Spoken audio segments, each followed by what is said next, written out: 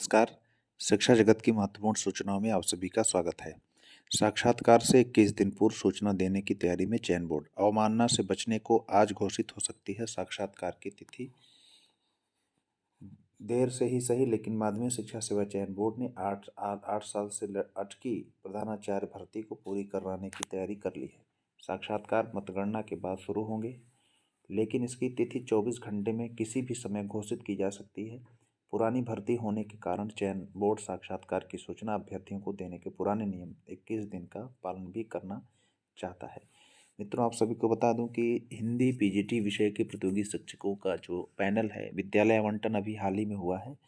तो आप सभी लोग अपने अपने जिलों में संबंधित डीआईएस के यहाँ से संपर्क करते रहें कि आपकी जो है आपका पैनल भेजा गया कि नहीं। जैसे ही पैनल की सूचना होगी आपको इस चैनल के माध्यम से भी दी जाएगी। फिर भी अपने तरफ से आप लोग भी थोड़ा सा एक्टिव रहें। और वैसे अभी पैनल भेजा जाएगा और संभावना है कि आपकी नियुक्ति ज्वाइनिंग जो होगी वो चुनाव के बाद ही हो, क्योंकि इस पे चुनाव आचार संहिता लागू हो सकती है ज्वाइनिंग के समय।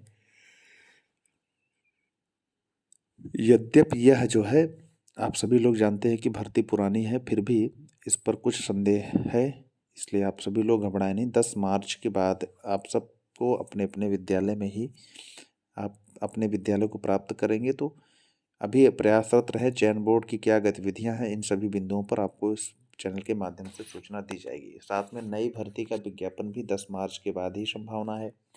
और जो समायोजन है, प्रतियोगी शिक्षक, बहुत सारे प्रतियोगी शिक्षकों ने ये चयन बोर्ड को बताया है कि जो 2021 में प्रतियोगी दर दर भटक रहे हैं, जिनका चयन सुनिश्चित अभी तक नहीं हो पाया है समायोजन के लिए, तो उनकी उनके समायोजन पर भी विचार कर रहा है चयन बोर्ड। और बहुत जल्द जो है समायोजन लिस्ट आप सबकी जारी हो सकती है। और जो वेटिंग लिस्ट के प्रतियोगी शिक्षक हैं, 2 धड़ों में विभक्त हैं। कुछ प्रतियोगी शिक्षक हाई कोर्ट में रिट दाखिल करने जा रहे हैं इस विषय के लिए कि काउंसलिंग के माध्यम से हो तो जल्द से जल्द यह भर्ती संपन्न हो सके। अन्यथा 13(3) नियम से अगर भर्ती संपन्न होगी तो लगभग 4-5 साल लग जाएंगे।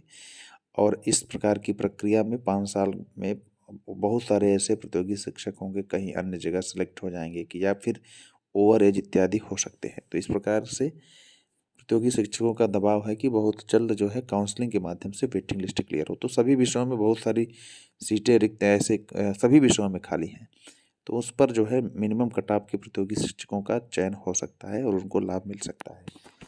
दूसरी खबर है, देखिए, ये जाकिर हुसैन दिल्ली कॉलेज की तरफ से है। दिल्ली विश्वविद्यालय हिंदी हिंदी के लिए जो है यानी गेस्ट फैकल्टी में जो है गेस्ट लेक्चर के लिए पोस्ट आए हुए हैं। आप यहाँ से देख सकते हैं। हिंदी विषय में एडहॉक पैनल है यहाँ पर। और तमिलनाडु विश्वविद्यालय की एक नोटिस है,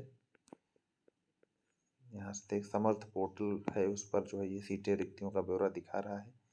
Hindi, English, economics, geography department के लिए नंबर ऑफ पोस्ट आए हुए हैं, यहाँ से आप देख सकते हैं। या फिर तमिलनाडु केंद्रीय विश्वविद्यालय की वेबसाइट पर जाकर के आप वहाँ से भी लॉगिन करके देख सकते हैं। बिहार राज्य विश्वविद्यालय सेवा आयोग पटना की तरफ से यह नोटिस है। यहाँ से आप देख सकते हैं विभिन्न पदों पर जो है रिक्तियाँ आई हुई हैं, किन किन यूनिवर्सिटीज़ में है, यहाँ यूनिवर्सिटी का नाम है, यहाँ सीटों का ब्यौरा दिया गया है, आप देख सकते हैं। और इसके लिए आप बिहार राज्य विश्वविद्यालय सेवा आयोग पर आप जाकर के भी इन सभी बिंदुओं को देख सकते हैं। 21 फरवरी का यह लेटर है। और यहाँ से आप देख सकते हैं कि प्रधानमंत्री नरेंद्र मोदी ने वर्ष 2022-23 के बजट में नेशनल डिजिटल यूनिवर्सिटी की घोषणा को बेहद अहम कदम बताते हुए सोमवार को कहा कि वह इसकी ताकत को देख रहे हैं। इसके चलते देश के उच्च शिक्षण संस्थानों में दाखिले के लिए सीटों की कमी की समस्या खत्म हो जाएगी। देखिए, इसमें संभावना है कि अगर सीटों की कमी की समस्या खत्म होगी तो जो भर्ती है, जो शिक्षण फैकल्टी में जो शिक्षक होने चाहिए उनकी भी भर्तियाँ आ सकती हैं। तो ये नया fostering strong industry skill linkage पर एक वेबिनार में इस क्षेत्र से जुड़े विशेषज्ञों, उद्योगों के प्रतिनिधियों, शिक्षकों और आला अधिकारियों को संबोधित कर रहे थे। इस दौरान उन्होंने बजट में फोकस वाले 5 बिंदुओं को सामने रखा, जिनमें शिक्षा की गुणवत्ता को बेहतर बनाना, कौशल विकास, अर्बन प्लानिंग एवं डिजाइन, विश्वस्तरीय विदेशी विश्वविद्यालय को सेंटर खोलने और AVG animation, visual effect, gaming, कामिंग आदि शामिल हैं। तो नेशनल डिजिटल यूनिवर्सिटी का जिक्र करते हुए प्रधानमंत्री ने कहा कि अब शिक्षा मंत्रालय और विश्वविद्यालय अनुदान आयोग यूजीसी सहित शिक्षा से जुड़ी सभी एजेंसियों की जिम्मेदारी है कि वे इस घोषणा को तेजी से अमल में लाएं। तो ये डिजिटल यूनिवर्सिटी विश्व स्तरीय मानकों को लेकर के चले। विश्व मातृभाषा दिवस के मौके पर प्रधानमंत्री ने मातृभाषा में शिक्षा देने की पहल को तेजी से आगे बढ़ाने और विकास कौशल विकास की दिशा में उद्योगों व वैश्विक जरूरतों को समझते हुए तेजी से काम करने पर बल दिया। तो ये बहुत ही इम्पोर्टेंट है। नालंदा, तक्षशिला जैसे उच्च शिक्षण संस्थान रहे हों, उनके बच्चे आज पढ़ाई के लिए विदेश जाने के लिए मजबूर हैं। ये सभी आप देख सकते हैं। शिक्षकों की कमियां हैं हायर एजुकेशन में भी, और यथाशीघ्र इन पर विज्ञापन आना चाहिए, जिससे बेरोजगारी के साथ साथ शिक्षा व्यवस्था अच्छी हो सके। चलिए, बेरोजगारी दूर हो और शिक्षा व्यवस्था अच्छी हो। आज के लिए इतना ही। चैनल पर जो नए हों, चैनल को सब्सक्राइब करके बेल आइकन को प्रेस कर देंगे, ताकि नोटिफिकेशन के माध्यम से आप तक सभी महत्वपूर्ण सूचनाएं पहुंचती रहें। आज के लिए इतना ही। धन्यवाद।